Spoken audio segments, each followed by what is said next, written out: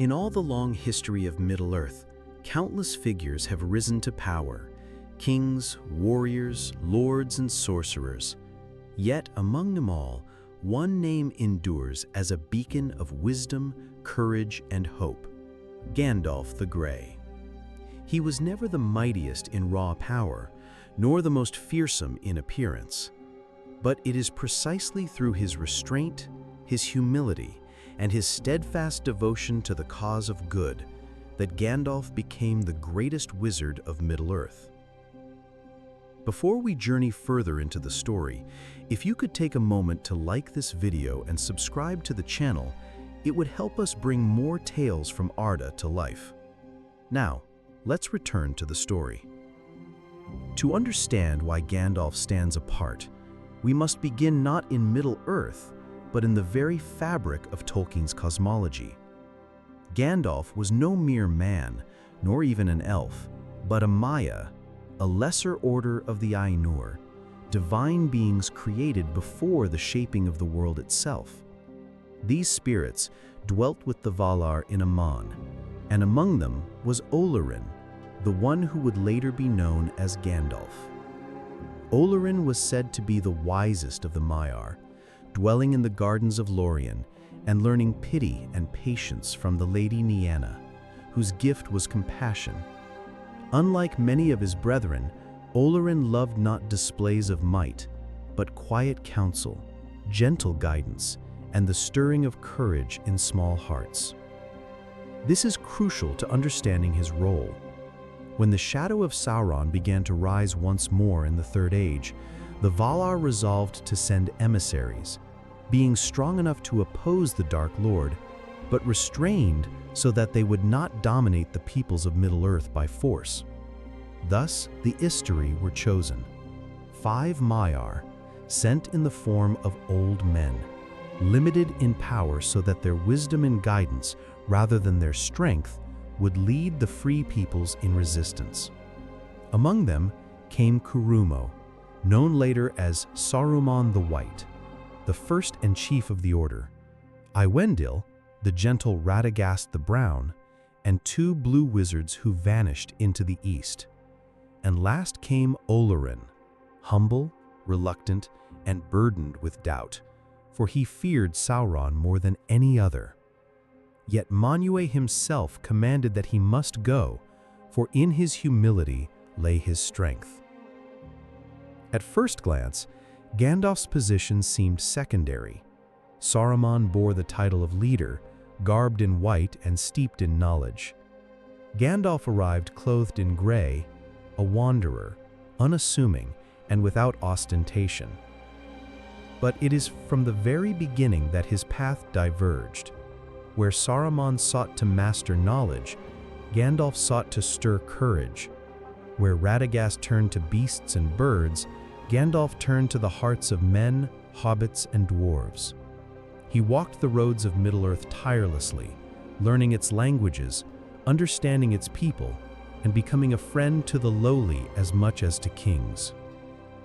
It is here that we find the first reason Gandalf is greatest, not through the domination of others, but through the empowerment of others.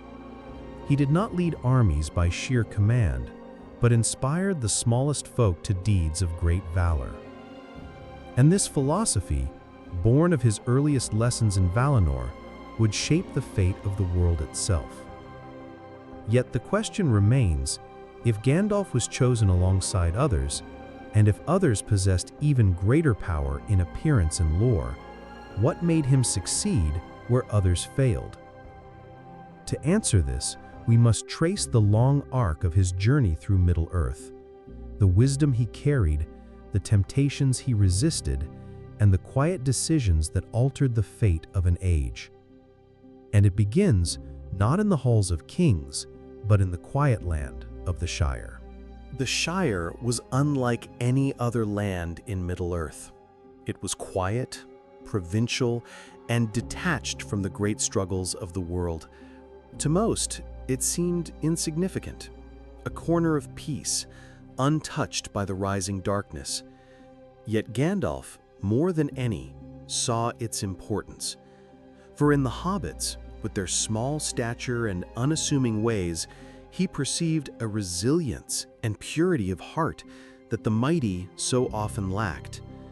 This insight, so simple yet so profound, would become central to his role in the War of the Ring. When Gandalf first came among the hobbits, he was no conquering figure. He was the conjurer of fireworks, a bringer of laughter and spectacle. Children ran to him with wide eyes, while elders shook their heads at his oddity. But beneath the jovial mask was a deliberate strategy. Gandalf chose not to intimidate, but to endear. He understood that only by winning trust could he later call upon these people for deeds far beyond their imagining. And so, the firework wizard became a familiar presence, planting seeds of courage where none yet realized their need. This leads us to the second reason Gandalf stands above all others. He saw greatness where none else dared to look. Where Saruman sought alliances with kings, Gandalf sought friendship with hobbits. It was he who first recognized in Bilbo Baggins a courage waiting to be kindled, setting in motion the quest of Erebor, an undertaking that, though seeming a mere dwarvish errand, would ultimately place the One Ring in Bilbo's keeping. Without Gandalf's insistence that Thorin Oakenshield bring the Hobbit along, the ring might have remained forever in the shadows, to be found at last by darker hands. It is worth pausing here to recall Tolkien's own words, that the chief power of evil lay in making the small seem insignificant. Gandalf resisted this temptation with every fiber of his being. His greatness was not in dazzling displays of sorcery, but in a refusal to overlook the meek. Through Bilbo, Gandalf demonstrated his belief that the fate of the world could rest in the hands of those least likely to bear it. And through this belief, he was proven right beyond all doubt. Yet Gandalf's foresight was never matched by certainty. For though he perceived the growing Shadowl in Dol Guldur, though he uncovered the truth of the necromancer as Sauron returned, he faced constant opposition, even among the wise. Saruman, the head of the Order, dismissed his warnings. The White Council, though powerful, acted sluggishly. Still, Gandalf persisted. He entered Dol Guldur alone, at great risk, and confirmed the presence of Sauron long before others would admit it. His courage was not in brash strength, but in unwavering vigilance, a refusal to be lulled into comfort while darkness stirred. And here again we see the measure of Gandalf, where Saruman succumbed to pride, imagining that he alone could master the lore of the rings. Gandalf embraced doubt. He did not presume mastery over all knowledge, nor did he believe himself invulnerable to temptation. In this, he was shielded from the very downfall that ensnared his brethren. His humility, once thought weakness, was revealed as the truest strength. But perhaps nowhere is Gandalf's greatness more clearly displayed than in his careful stewardship of the One Ring's secret. From the moment Bilbo stumbled upon it, Gandalf suspected its peril. He did not seize it, though his power might have been increased 100-fold. He did not entrust it to the mighty, though kings and lords clamored for weapons against the darkness. Instead, he placed his faith once more in hobbits, those who desired it least, those who could resist it longest. It was not Gandalf who bore the ring, but without his discernment and guidance, the burden could never have been borne at all. This is where Gandalf differs most starkly from all other wizards of his order. While others were seduced by power or distracted by other callings, Gandalf remained constant. He walked the roads, fought the quiet battles, and above all, lifted others to greatness. By doing so, he ensured that when the final test came, Middle-earth had more than just warriors. It had hope. But Gandalf's story does not end with foresight or counsel alone. To understand the full measure of his greatness, we must follow him into the darkness of Moria, where he would reveal the courage and sacrifice that defined not only his life, but his very return from death. Moria, the ancient dwarven realm beneath the misty mountains, had long been abandoned, swallowed by shadow and fear. Even the bravest of Middle-earth's warriors hesitated to tread its halls. Yet Gandalf led the Fellowship through its labyrinthine tunnels, not merely as guide, but as protector and moral compass. It was here that the limits of his power and the depth of his courage would be tested. In the shadowed depths, the Fellowship confronted the Balrog, a being of fire and shadow, ancient and terrible. Here, Gandalf's qualities crystallized. He did not shrink from the confrontation, nor did he attempt to command brute force alone. Instead, he stood as a barrier between his companions and annihilation. "You cannot pass," he proclaimed, his voice resolute against the monstrous roar. And in that moment, Gandalf's authority was not derived from title or might, but from moral clarity, a commitment to protect, to endure, and to confront evil directly. The battle that ensued was both physical and metaphysical, stretching across the chasm of Khazad-dûm and into the heights of the mountain itself. Gandalf wielded his staff and sword, but it was not sheer magical force that defined the encounter. It was his will, his unyielding sense of duty, and his readiness to sacrifice himself for the survival of others.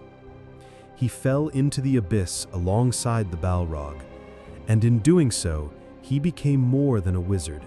He became a symbol of resistance, a being whose commitment transcended mortality.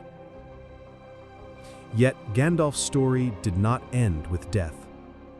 Tolkien carefully details the transformation of Olórin into Gandalf the White, an elevation of his very being, a return with greater power and authority, tempered by wisdom and insight earned through sacrifice.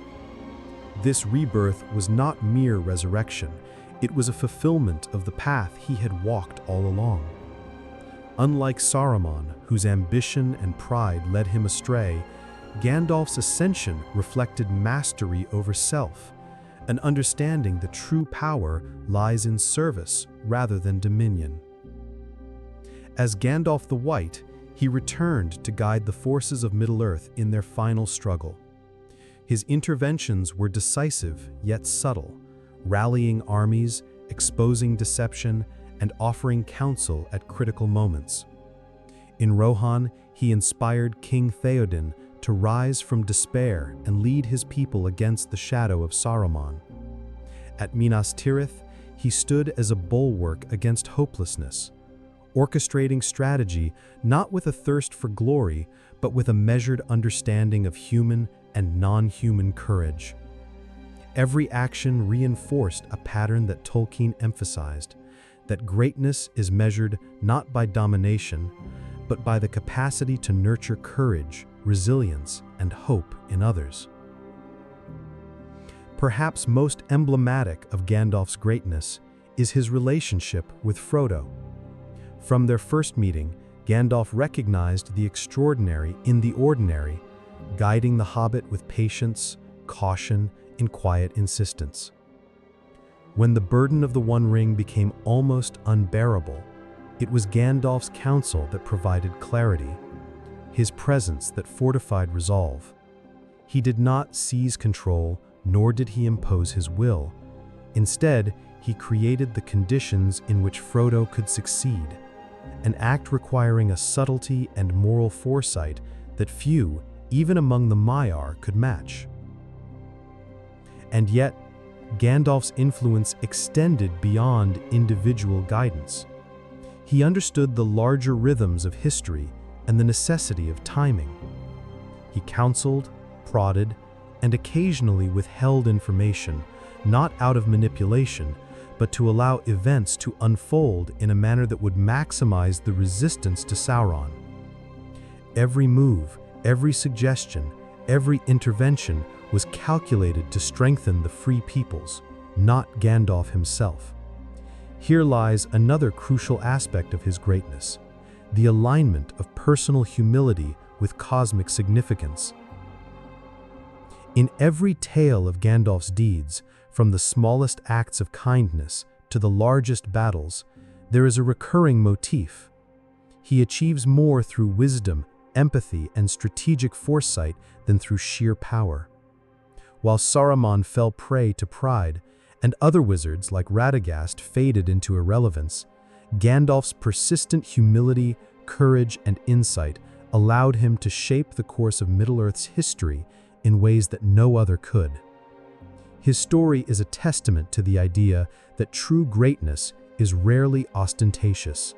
It is subtle, patient, and enduring. Yet, as the final war approached and the armies of Mordor advanced, Gandalf's ultimate skill would reveal itself, not as a wielder of magic, but as a master of hope. Even in the shadow of overwhelming odds, he maintained clarity, direction, and resolve. He became the linchpin around which the free peoples rallied, a symbol that courage, wisdom, and perseverance could triumph against darkness. And in this, Gandalf achieved what no mere display of power could accomplish. He ensured that the moral and spiritual fabric of Middle-earth endured, even in its darkest hours. Gandalf's triumph was not in the slaying of enemies or the accumulation of glory, but in the preservation of what was good and the elevation of those around him to acts far beyond their own expectations. When the ring was finally destroyed, it was not by the hand of kings or sorcerers, but by hobbits, ordinary beings who, under Gandalf's guidance, achieved the extraordinary. The culmination of his work was not personal victory, but the flourishing of Middle-earth itself. Even after Sauron's fall, Gandalf did not linger to claim accolades or power. He remained a guide and counselor until the end of the Third Age, ensuring the stability of the realms of men, elves, and dwarves. And only then did he prepare to return to the Undying Lands, his mission complete. His departure was quiet, almost unnoticed, yet it marked the conclusion of an era shaped profoundly by his influence. In every legend, every song, and every recounting of the great struggles of Middle-earth, Gandalf's name is remembered not merely for what he could do, but for what he inspired others to do. Ultimately, Gandalf's greatness is measured not by the limits of his power, but by the scope of his vision, the depth of his compassion, and the constancy of his courage. He navigated temptation without succumbing, wielded influence without domination, and guided the smallest and most unlikely of heroes to change the fate of the world. In Tolkien's legendarium, where the forces of darkness are relentless and often insurmountable, Gandalf embodies the principle that true power lies in humility, wisdom, and the fostering of hope.